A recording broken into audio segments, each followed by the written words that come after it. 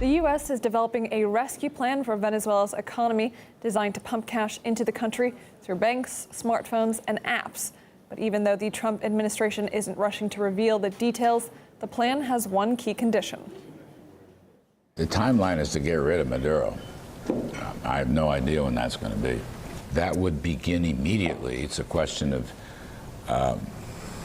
getting hold of the what I call the machinery of government. The Venezuelan opposition plans to stage a rally in Caracas on Saturday as it tries to maintain momentum in its efforts to oust President Nicolas Maduro. Calls to install Juan Guaido, the leader of the opposition, are also being heard in the U.S., though some there are being a bit economical with the truth as to why they support him, as Caleb Maupin explains. With Venezuela in conflict, the media definitely needs voices to explain.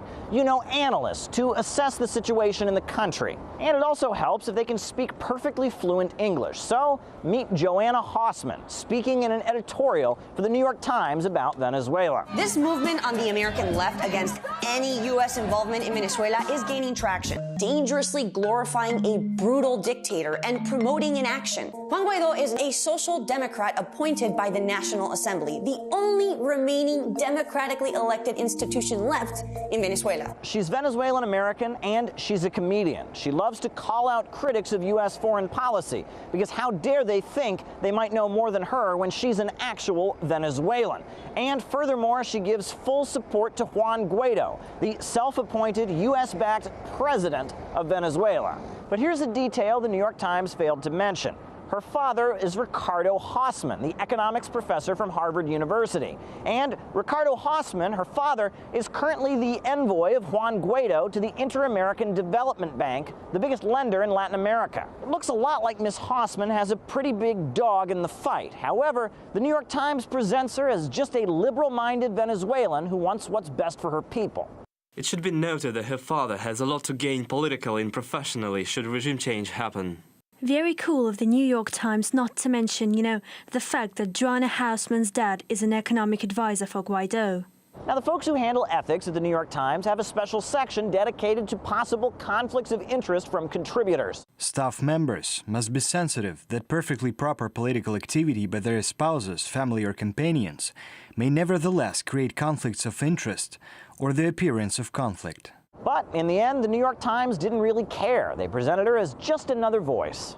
We were aware of her father's biography before publication, but Miss Hausman is an independent adult woman who's built a popular following on her own by producing a portfolio of argued videos about Venezuela via her own YouTube channel.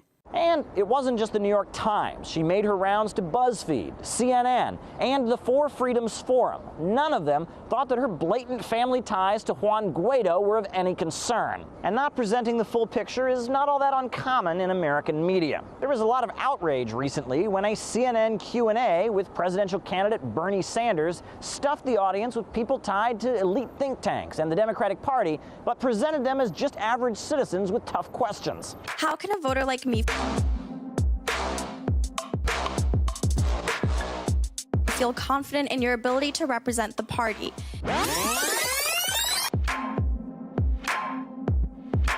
Good evening.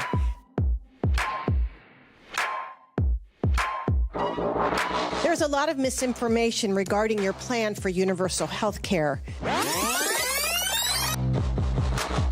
Perhaps the most blatant example of media concealment was Naira and her tearful testimony before the Congressional Human Rights Caucus.